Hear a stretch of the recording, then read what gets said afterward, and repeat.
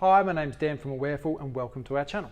So today we're going to be talking about meditation and mindfulness and why when life gets tough we seem to sort of turn to these more spiritual yet now incredibly evidence-based practices.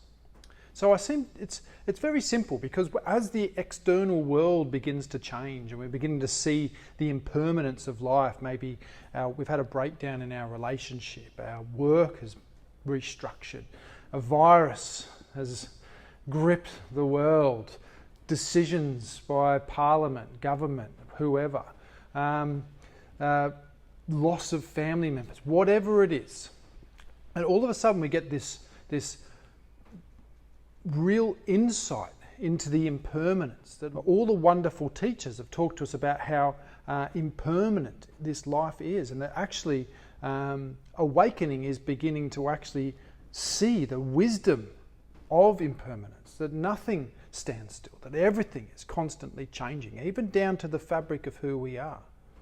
And so when all of a sudden our external world has this seismic shift, you know, a lot of the people when they first come to me have had some real loss happen. Something's happened and they're no longer feeling like they're in complete control of their thoughts and emotions, and they turn immediately to practices which they feel will stop our thoughts or stop these emotions, which in reality is impossible.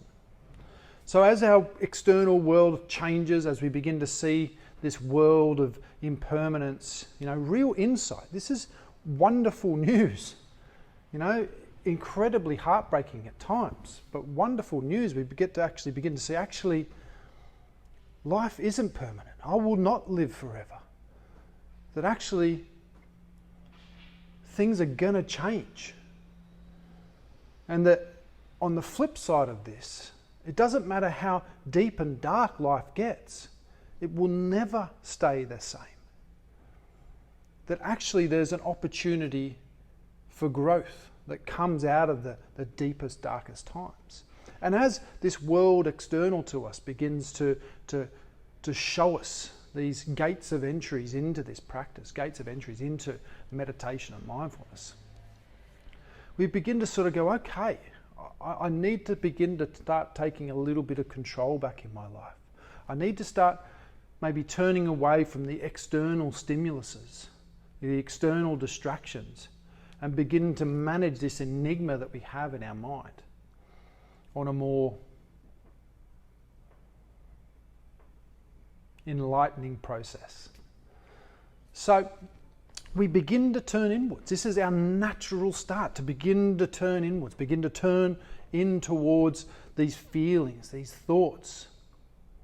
But as we begin to turn inwards, we have all this extra baggage, all this still seeking permanence, that actually when I can control my mind, everything will be okay. That when I can control my emotions, that everything will be okay. And what begins to happen as we begin to sort of turn inwards and we realize just, I guess, how busy, not just externally, but internally our life is, we give up. We sort of think, it's too hard. That actually this meditational practice, this mindfulness, beginning to turn towards what we're suffering from, is difficult. And so we quit. We want to find something that's faster. We want to find something that's quicker, that can get us to enlightening much simpler. We basically want the mango before the tree. And we get a little lost in that little turning inwards. When we begin to see how much effort we're going to have to take, we're going to have to give ourselves time every day to practice. That's right, you're going to have to free up some time where you're in complete service of everyone else and bring some of that warmth, some of that kindness towards ourselves.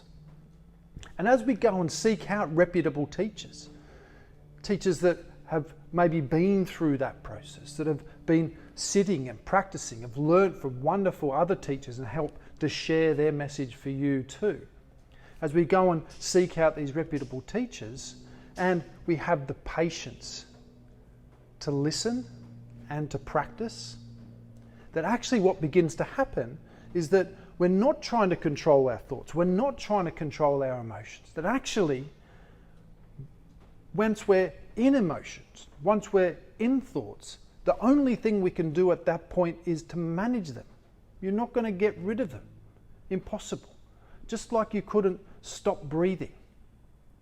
You're not going to stop thinking. You're not going to stop emotions. But what we do is we begin to tend to them, learn from them, understand them, manage them, nurture them, as we would do anything else that we're struggling with in our life that isn't psychologically or mentally based. And so as we begin to turn inwards and we begin to start bringing some of that attention that we've focused purely on our external world into this great abyss that we, I guess, is our internal world, we begin to learn a little bit about ourselves. We begin to learn a little bit about the bully that we have, the negativity bias that we have, this narrator that wants to go around narrating your whole story all day. Oh, you're doing this and you're doing that, and maybe you shouldn't do this, and maybe you shouldn't do that, and blah blah blah blah blah blah blah blah blah blah blah blah blah, and it becomes overwhelming. That actually you don't want to be narrated all day. You're beginning to recognise that this narrator is what really is creating this anxiety in you. That you're listening to this narrator and not listening to yourself. That you're listening to these voices and not listening to your own heart. And so as we turn in, and I like to think about it sort of like an hourglass, much like that, but sort of you can imagine it on its side. And as we sort of start to turn in, and we're in this sort of input phase where we're inputting all this information, we're getting all these senses, the smells, the tastes, we're closing in on this sort of focus, this attention, we're bringing a little bit of more concentration to life, no longer existing, living in life, and we get closer and closer to the narrow part of the hourglass, and we seem to begin to be able to just narrow our focus so much. And as we begin to sort of live rather than exist, for some reason, this mind, these emotions, they begin to settle. You haven't really done much to stop them, in fact, nothing. You've just managed them differently.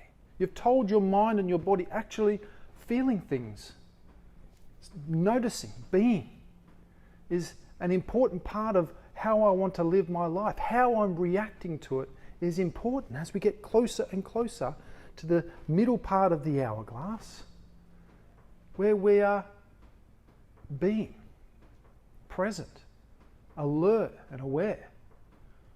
Now, it doesn't mean as you get down to the narrow part that life still doesn't do this. We live in a constantly changing, chaotic world is what it feels like at the moment, and we've been given a body that is designed to be emotional, that's risk adverse, that has a negativity bias. But we just seem to be able to manage them better. We seem to not care, but sort of not care so much that we feel into it and notice it without trying to control or stop it. We give it as much space as it needs. And as we begin to sort of narrow down into that narrow part of the hourglass, and we've really been focusing on ourselves inwards, what begins to happen quite naturally is we begin to then open up to the external part of our world again too. We begin to look around and sense and smell and feel. That actually part of the process of turning inwards allows us, as we begin to bring some equanimity, some calmness. That's why in the Buddhist tradition they start with shamatha meditation. This calm abiding as we begin to use things like our breath, our sensations, the movement of life internally. This eases our mind. It eases our suffering. It gives us some space. So as we begin to open up back into our world again, we have some space to manage it better. We have some space to deal with ourselves. We have some space to respond to life in a much more compassionate, open and connected way. Now this process It takes time.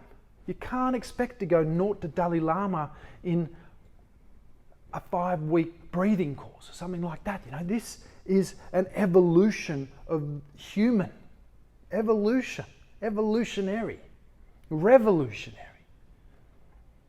As we begin to turn inwards, rest, feel, notice, manage, understand, we then open back up into this world and see it differently.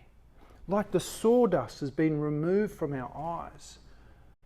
We open up back into the world with compassion in our hearts, with the opportunity for a different sort of connection to this beautiful life that we've been given. You know, we're not trying to become superhuman. We are just trying to be a superhuman.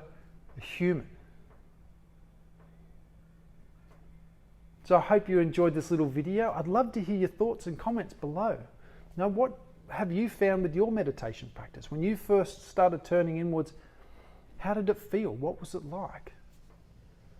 And of course, please, if you haven't yet, subscribe, like, share, whatever you could do to help get this message out there. It'd be much appreciated.